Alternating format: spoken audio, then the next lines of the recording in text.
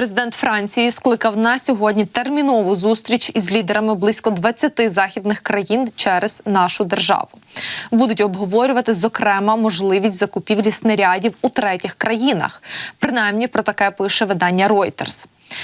Як сказав один із радників французького лідера на умовах анонімності, я зацитую: «Ми не приречені та не похмурі. Ми хочемо, аби Росія це зрозуміла. Росії доведеться розраховувати на те, що ми всі разом покладемо край цій війні і відновимо права України. Ми хочемо надіслати Путіну дуже чіткий сигнал про те, що він не зможе перемогти в Україні. Наша мета – зруйнувати цю ідею, в яку він хоче, щоб ми повірили», – заявив французький радник. Це реакція фактично на ескалацію російської агресії впродовж останніх тижнів. Зокрема, згадується і політ Путіна на бомбардувальнику, здатному нести ядерну зброю, що європейці розглядають як спробу залякати їх.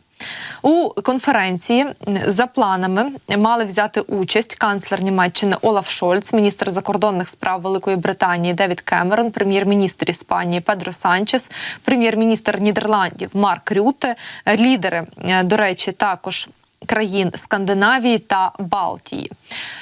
США представлятимуть помічник держсекретаря у справах Європи та Євразії Джим О'Брайен, а Канаду – міністр оборони Білл Блер. На зустрічі, до слова, має виступити так само і президент Володимир Зеленський, згідно плану.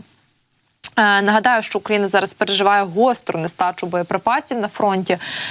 Керівництво держави визнає, що ситуація непроста, особливо через зволікання в отриманні американської допомоги через суперечку в Конгресі. Зброю для України шукають, без перебільшення, у всьому світі. Особливо, до речі, досягли успіху в цьому може Чехія. І до слова, чому я, власне, говорила про французькі намагання і французьку ініціативу сьогодні, це дуже важливо з огляду якраз і на інформацію про чеську ініціативу. Зараз детальніше поясню. Отже, напередодні президент Чехії Петр Павел заявив, що його країна знайшла креативний спосіб дістати снаряди для України, але потребує фінансування для цього. Павел заявив, що Чехія шукає військові поставки у світі, а потім працює з партнерами по НАТО.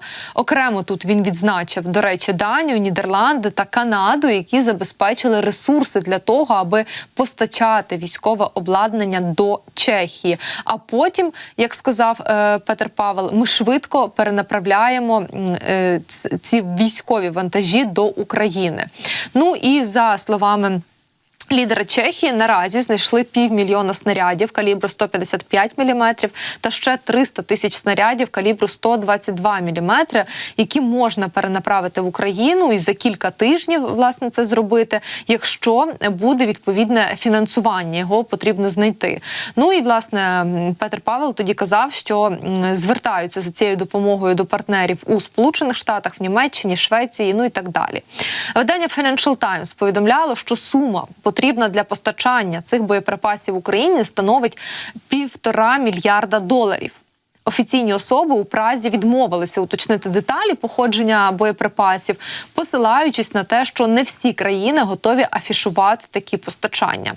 За даними уже української преси і з посиланням на представників вітчизняного силового блоку, 800 000 снарядів, озвучені Петром Павелом, здатні закрити гостру потребу наших Збройних сил в артилерійських снарядах. Ця кількість перевищує все, що змогла поставити Україні змогли поставити Україні країни Європейського Союзу за минулий рік.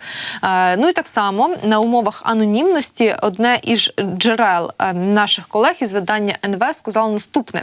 Ці снаряди плануються у постачанні із Південної Кореї та Півдня Африки. Причому вартість такого контракту становить близько $2 мільярдів. Також цей співрозмовник журналістів на умовах анонімності додав, що чеський президент оприлюднив інформацію про наявність снарядів спеціально, аби переконати саме французів надати під цю справу гроші. Тому що офіційний Париж блокує покупку для ЗСУ будь-чого, що не відбувається з Європи, а віддалі чогось, чого не відбувається з Франції. От так прокоментував ситуацію представник одного із українських силових блоків на умовах анонімності, знову ж таки, для українських журналістів. Тому дійсно важливо, що саме Франція зараз збирає таку термінову зустріч лідерів або представників близько 20 західних країн, якраз з метою, щоб знайти снаряди для України в третіх держав, тобто поза межами ЄС і, скоріш за все, навіть поза межами Франції, скоріш за все, поза межами Європейського Союзу. До речі, якраз про такі треті країни, то тут треба розуміти, що Німеччина дуже активно включається в цей процес і в пошук таких держав, які можуть посприяти. Німеччина зараз веде таємні переговори з Індією про постачання боєприпасів для України. Принаймні, про таке пише німецьке видання Der Spiegel. Берлін веде конфіденційні переговори із Індією про закупівлю снарядів для нашої держави через посередників. За даними німецького видання, неформальна група офіцерів, дипломатів і державних службовців із канцелярії, фінансового та економічного відомств зустрічаються в Берліні кожні 2 тижні. Вони дають поради, до яких країн можна звернутися, які ще можуть мати запаси боєприпасів і як їх переконати. За інформацією з урядових кіл, політичних табу у цих перемовинах майже не існує. В Індії, наприклад, досі зберігаються досить великі запаси артилерійських боєприпасів. За оцінками інсайдерів, це кілька сотень тисяч пострілів.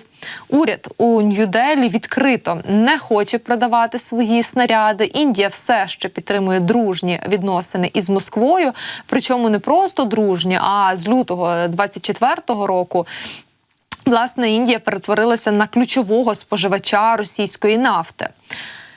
Як наслідок, зараз ведуться приховані переговори про те, чи можна отримати боєприпаси, зокрема через Індію.